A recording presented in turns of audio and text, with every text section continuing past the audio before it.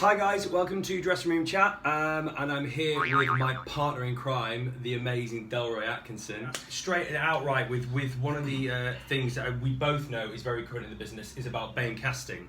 At the moment, lots of discussions on social media, or consistently all the time. What is your take on it as a black actor? What is your take on it in the business? Obviously it's positive in the sense that a lot more casting options now. Yeah, I mean, it is positive. I'm not sure I like the term. Yeah. Why is that though, Dal? Is it labelling? It's another label. Yeah, it's a label. I don't want to talk for everybody, but personally, I don't like the term. It's another label, another way of putting us in a little box. In our little cubby holes. Yeah. And it's like put you in your little box and go over there, and when we need BAME, we'll come and find you. Is what it feels a bit like to me. Yeah, it's like eBay. Yeah, right? Oh, I'm going to go to BAME, go and shop at BAME. But recently, I think my fears have been shown to be valid in that there was a playwright on Twitter who went to see the producers at Manchester Exchange, and said, great show, shame about the silly BAME casting for Ulla.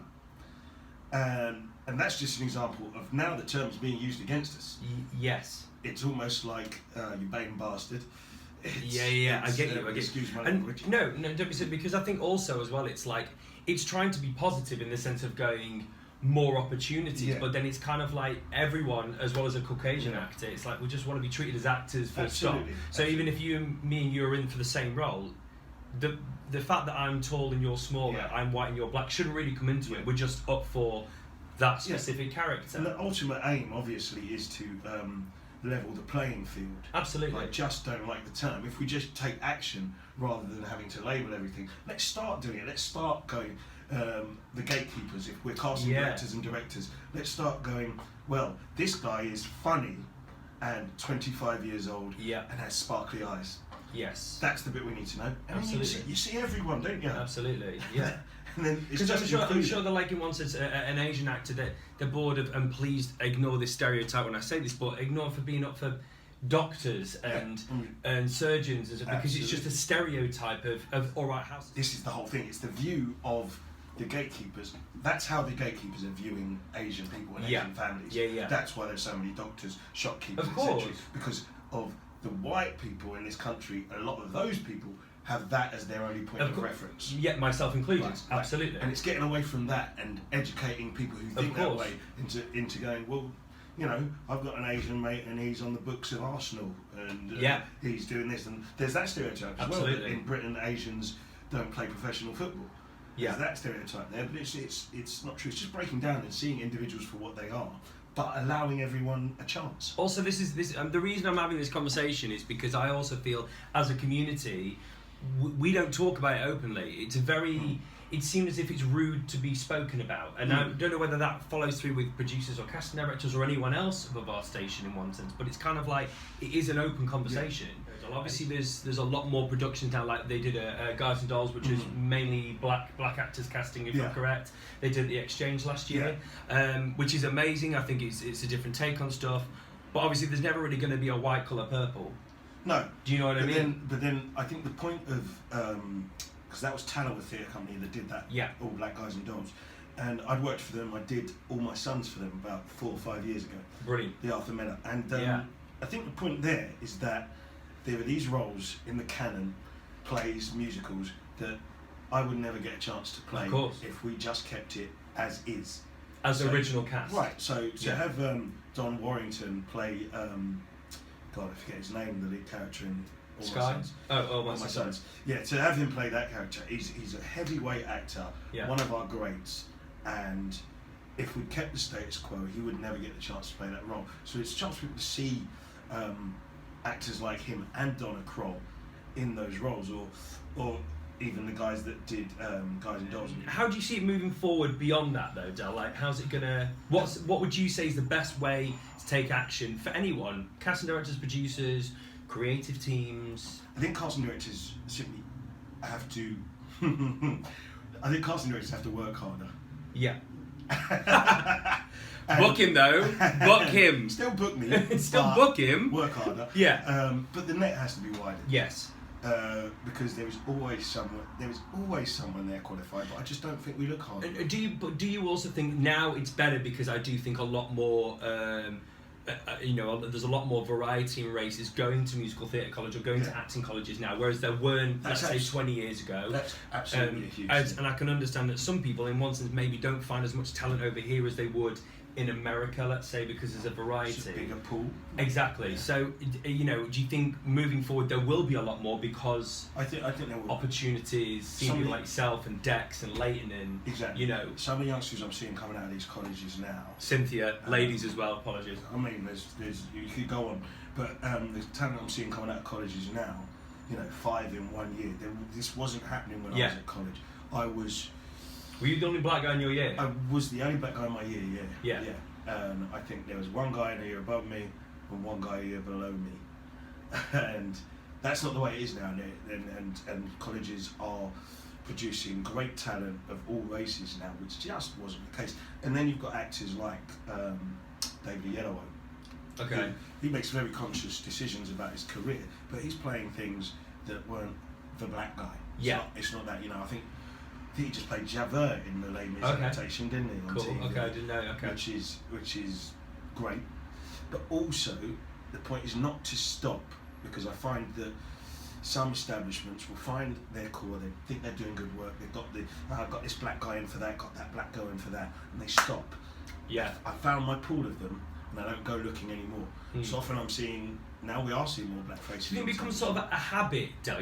Like they say, if you get one character in a show and then all of a sudden he's normally played by a white actor, and all of a sudden we're going to cast him as a black actor or an Asian actor, and then they try to find the similar race to sort of take over that trophy in one sense, and actually they don't need to. It's just unimaginative, that. Yeah. It's just unimaginative, because you could do what you want is the point.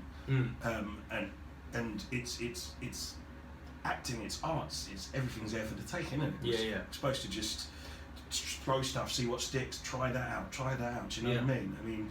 I think Les Mis has done some sterling work over the last 10 years. Work. Yeah, musical I agree. In the West End. I agree. I've had certain friends, Ed Burrell, Sean. Yeah. Shout out to Ed. Shout out to Sean. Alison Ava Brown. Yeah, Alison.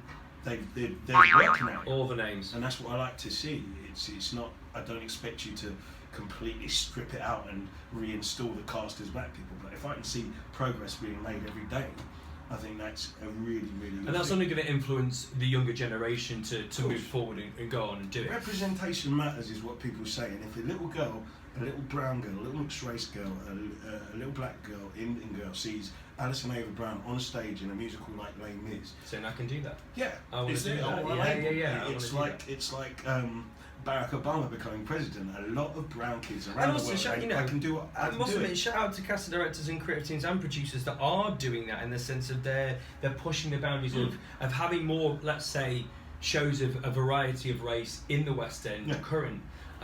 So it obviously is moving in the right way, but like you said, using that BAME term, we just kind of want to delete it out. So in one sense, it becomes actors. Yeah. Do you know what I mean? And regardless of what colour you are. But before that happens, obviously the playing field has to be level completely. Before we can just do away with it. I don't like it, but I see its purpose. Yeah, absolutely. So my last question to you is, obviously, I'm a big fan of yours being both Guildford boys, but also you're in the Pirates of the Caribbean movie with the legend that is Johnny Depp. And I'm assuming, quote me if I'm wrong, that was a bit of a whirlwind in the sense of being thrown into that world of mega movie. So what was that like, coming from sort of a training actor and all of a sudden it's like bang, you're straight into that world? It was actually nuts, and I mean they really strung out, because I offered the job, and then they said, right, flying in 4 days, flying to Australia to shoot. Shit. 4 days you're flying. So I'm with the wife going, oh my God, I'm going to the other side of the world, 4 days. And then they called and said, oh, hold fire, you're not going tomorrow, it's the next day. Next day they call, hold fire, it's going to be next week, you're flying. Wow. So I was on tenterhooks for about 2 weeks while they were doing this. Also was my paycheck. Yeah. Do you know what I'm saying? And then they finally fly me out, and it's that, whatever it is, 24-hour flight. and I got the nervous energy built up so much that I must have slept the whole 24 hours on that flight. It's like previous weeks when I was going, not yet, not yet. Yeah, the excitement was building. Yeah. Oh my God. But yeah, it was just huge. Everything was bigger than anything you've ever seen before. Of the equivalents are all bigger, bigger sets, bigger cameras. It was just like, it was absolute whirlwind is the right word, but at the end of the day, you've got to get there and do your work because that's what you're an actor, and that's what you've got to do. And do you remember the audition for it as well? Was it quite a complex, or was it very much one thing and that's it? It was. I had 2 auditions. Musical theatre, take note. I had 2 auditions. It's getting better. It's getting better though. Yes, we had one for this, right? Oh, true enough. We had one for this, so shout out MT World, well done. So I'd gone up to Susie Shealy's office and read some scripts, and they called up and said come back a few days later, and then there was about 5-6 of us there, and going in singularly and then in groups and reading bits of this script, splitting it up and trying to be a group doing it. And then it just went away and sort of twiddled the thumbs for a bit, and then when that call came through, it's... Oh my God. I've already been doing it for nearly 20 years at that point, but I don't think I've been smacked in the face by a job offer so hard. Yeah, I can imagine. As that one. Well, it's Disney, isn't it? I mean, more than anyone, it's like... $350 million movie. Ridiculous. You're like, wow, okay. And obviously you're working not only with just Johnny Depp, but Steve Graham and who's the gentleman that plays Bates, the wonderful actor plays... Is it not Bates? Kevin McNally. Kevin McNally is incredible. What's his character? Anyway, Kevin McNally is an old school legend, and he's known for Pirates. Great actors. He's been around. He was in the original Poldark back in the day, and he's shout out Kevin. Incredible range. Absolutely. Lovely fella, and with a huge range. Stephen Graham, as I'm sure everybody knows. Well, I'm a massive fan of Boardwalk Empire anyway. Right, exactly. And he was, this is England now, am I the wrong? Yep, this is England was him. But yeah, when he plays Capone in that, I was just like, this dude. He's just got the hugest cojones. Which make him no fear. No fear whatsoever. Johnny, not that I know him, I don't know him personally. Dal does. So JD, the Depp. I mean, again, cool guy, incredible to watch him work, because a lot of us don't realise what it goes into being a good film actor, and this guy will do 9 takes, and then you start to notice that he flicks the hair at exactly the same point every time for continuity. So he might do other things different. Right, knows his craft. Exactly, knows his craft. If he sat down on that line, he sat down. If he took a drag of that cigarette, he's bang on all that stuff. And as a person, just lovely. You know what I mean? Do you ever really get to know people that famous? But in down times, he'd have a chat.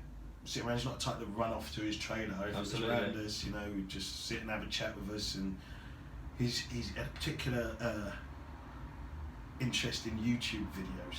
Brilliant. Because he doesn't. Well, they are, Johnny. Watch this. So. Thank you. So we were in Australia, and he's coming in the next day saying, "Saw this video about animals in Australia, and everything wants to kill you." And I'm like, I'm already nervous. You know what I mean? I'm already nervous. And like one with a screaming goat, and you're like, cool. Right, exactly. So he's always got a video to just about. Get up the scaffolding. Or Hollywood stories. But yeah, he was just a cool guy. Took us out a couple of times, and he made this great documentary because he's friends with Keith Richards. Okay. And he made this documentary, which hasn't even been released, and he hired... Was that why Keith was in the film? I don't think he played his dad, right? Yeah. Is that when they sort of started? I think it might be when they became friends. Because there's so much sort of similarity between Jack Sparrow and Keith Richards. Well, that's what they say, isn't it? They based it on him. But this time it was McCartney was in the movie. Okay, cool. McCartney played his uncle or something, I think, like that. Meets him in prison, but he hired this cinema, invited us, all cast and crew, to watch his documentary of him and Keith Richards. It was literally him and Keith sitting surrounded by guitars and a few drinks, and they just sat there talking, and it was brilliant, Just like us now. Yeah, exactly. So this needs to become a sensation, peeps. So you got what's his name, Keith Richards going. It was like when I played with B.B. King, and he was playing this riff, and hold on. Yeah, he was doing this. Yeah. And he just reached for a guitar, play the thing, and you're like, oh wow, I'm surprised it hasn't had a release. I'm sure, companies would be. Well, I'm definitely going to check it out. Absolutely. If he did get released. Okay, so that's me ending my interview with the legend that is Delroy Atkinson. Say bye, Del. Bye, Del.